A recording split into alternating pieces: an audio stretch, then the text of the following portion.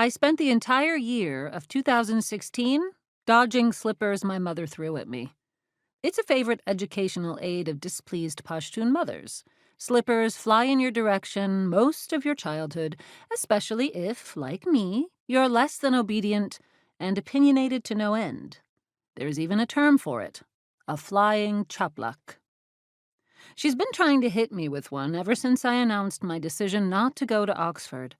From the moment I uttered those words, I didn't even have to open my mouth for my mother to reach for her slipper. Seeing me sufficed.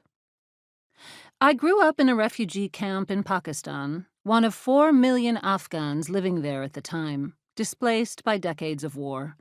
Everything in my life was geared toward education. It was the only way to leave the refugee life behind.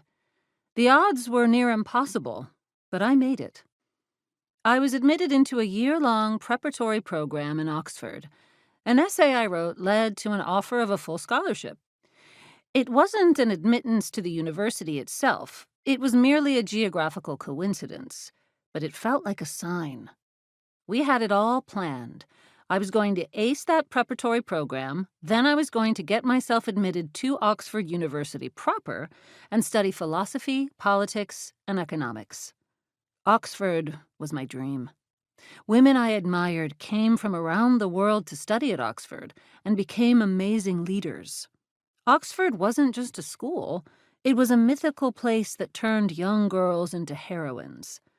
I was going to be one of them. Until I wasn't.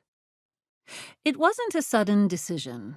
There was always a nagging thought in the back of my mind that I didn't have time for all that. My reluctance wasn't about fear. I was 18. I thought I could do anything. I didn't know enough about the world to be scared. I'd never even been to England, and the only place there that I'd heard of was Oxford, not even London.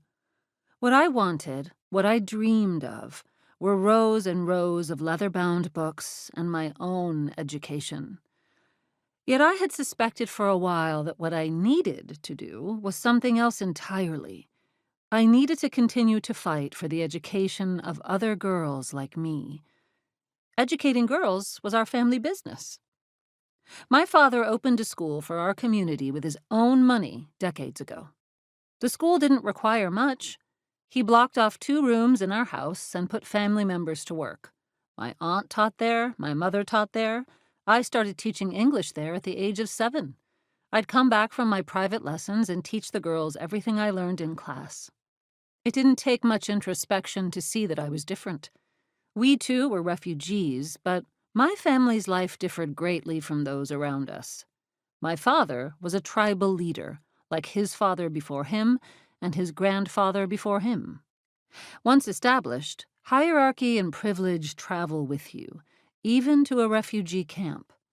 Although most of the ancestral land the family owned was made inaccessible by war, we were lucky enough to have a well-established business on the Pakistani side, too. He could afford to educate me the way the Pakistani middle class educated their girls.